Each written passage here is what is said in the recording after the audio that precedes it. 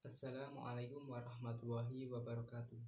Perkenalkan, nama saya Adi Saputra, NIM 2222037,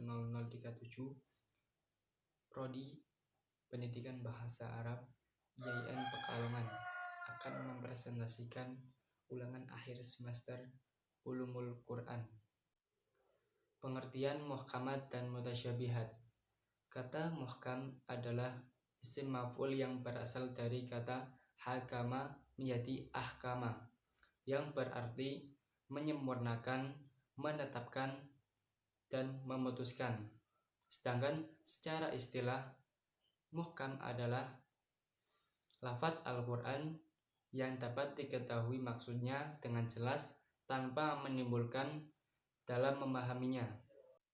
Adapun mutasyabihat juga isim maf'ul yang berasal dari kata syahaba menjadi tasyahaba, yang berarti adanya keserupaan antara dua benda, kesamaan atau samar dan tidak jelas. Sedangkan secara istilah, mutasyabih adalah lafadz Al-Quran yang artinya samar dan sulit dipahami, tidak dapat dicapai maknanya dari sisi bahasa, kecuali ciri-ciri, tanda-tanda atau hubungannya. Sebab-sebab turunnya tasyabuh dalam Al-Quran. 1. Kesamaran lafal terbagi menjadi 2. Kesamaran lafal mufrad dan kesamaran lafal murakkab. Dalam lafal murakkab itu disebabkan karena lafal yang murakkab itu terlalu ringkas atau terlalu luas, atau karena susunan kalimatnya kurang tertib. Kesamaran lafal mufrad dibagi menjadi 2, yaitu kesamaran lafal mufrad gharib atau asing. Yang kedua, kesamaran lafal mufrad yang bermakna ganda. Yang kedua, kesamaran pada makna ayat. Yang ketiga, kesamaran pada lafadz dan makna ayat. Kebanyakan ulama berpendapat bahwa yang mutasyabih tidak ada yang mengetahui takwilnya selain Allah Subhanahu wa Ta'ala sendiri, dan mereka mengharuskan kita berwakaf atau berhenti dalam membaca Ali Imran ayat 7 pada lafal jalalah. Adapun orang-orang yang rasih ilmunya, maka mereka hanya mengatakan amanna bihi kullun min indi rabbina, yang artinya kami beriman kepadanya semuanya itu dari Tuhan kami. Abu Hasan al-Asy'ari berpendapat bahwa wakaf dilakukan pada warasikhuna fil ilmi, mereka yang rasih itu yang mengetahui takwil mutasyabih. Pendapat ini telah dijelaskan oleh Abu Ishaq Asy-Syurashi, wafat tahun 476 Hijriah, dan dibelanya. Dia berkata, tidak ada semata pun sesuatu dari ayat-ayat Al-Quran yang Allah sendiri yang mengetahui maknanya. Para ulama mengetahui maksudnya, karena sesungguhnya Allah Subhanahu wa Ta'ala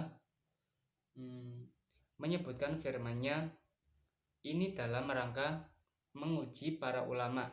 Andaikan mereka tidak mengetahui makna mutasyabih, bergabunglah mereka dengan orang-orang awam. Ar-Raghib Al-Safani mengambil jalan tengah dalam menghadapi masalah ini. Beliau membagi mutasyabih dari segi kemungkinan mengetahui maknanya kepada ketiga bagian. Bagian yang tidak ada jalan mengetahuinya, bagian manusia menemukan sebab-sebab mengetahuinya, bagian yang terletak antara dua urusan itu yang hanya diketahui oleh sebagian ulama yang rasih ilmunya. Contoh ayat muhkamat. Bismillahirrahmanirrahim. Alif lam ra. Kitabun hikmah ayatuhu thumma fussilat min ladun hakimun habir. Quran surat Hud ayat pertama. Kemudian yang kedua, Alif lam ra. Tilka ayatul kitabil hakim. Quran surat Yunus ayat 1.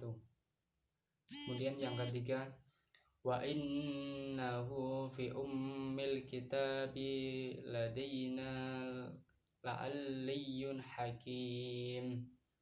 Quran surat Az-Zukhruf ayat 4. Kemudian mutasyabihat. Bismillahirrahmanirrahim. Nazzala ahsanal hadithi kitaban ya mutasyabiha mataniya tayshi'ru minhu juludul ladina yakhshawna rabbahum thumma talimnu juluduhum wa qulubahum ila dzikrillah khaliki dzalika wallahu yahdi bihi man yasha wa man yudlilillahu fama lahu min had. Quran surat Az-Zumar ayat 23. Kemudian yang kedua, afala yatadabbarunal Qur'an walau kana min 'indi ghairillahi lawajadu fihi ikhtilafan katsira. Quran surat An-Nisa. Kemudian yang ketiga, warrasikhuna fihi al-'ilmi yaquluna amanna bihi kullun 'indi rabbina. Quran surat Ali Imran ayat 7.